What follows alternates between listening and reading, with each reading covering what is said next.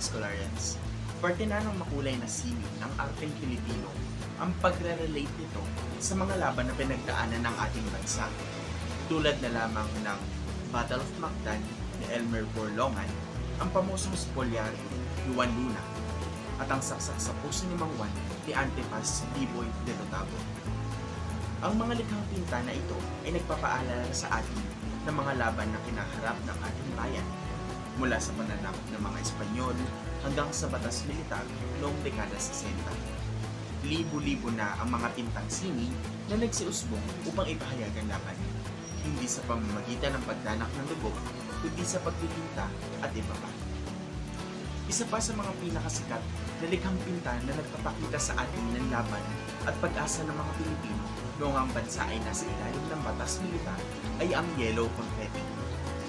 Nalikha ng isa sa mga pinakabantog sa larangan ng pagpipinta at paglikha ng sining, si Benedicto Cabrera o mas kilala natin bilang Ben Cab.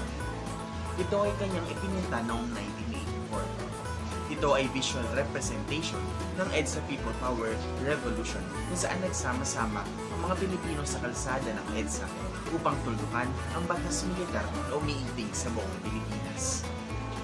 Kung titignan natin ang Yellow Confetti, makakakita tayo ng tatlong mahalagang elemento rito. Ang mga tao na kung makikita natin sa kanilang suot, sila ay tila mga manggagawa, specifically mga magsasaka.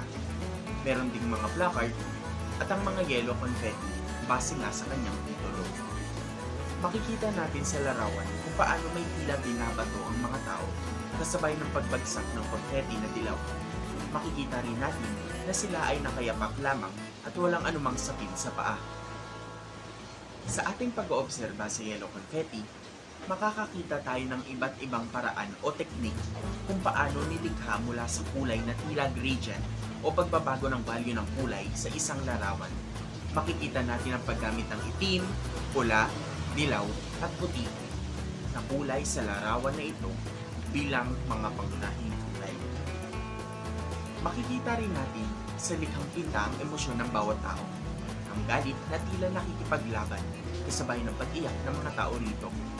Kung ating babalikan ang mga nangyari, noong ang bansa ay nasa ilalim ng batas militar, ang mga manggagawa, lalo na ang mga nasa sektor ng agrikultura, ay labis na naapektuhan at nakaranas ng karahasan. Kung ating susumahin ang Yellow Confetti ni Ben Cab, ay talaga namang kamangha-mangha.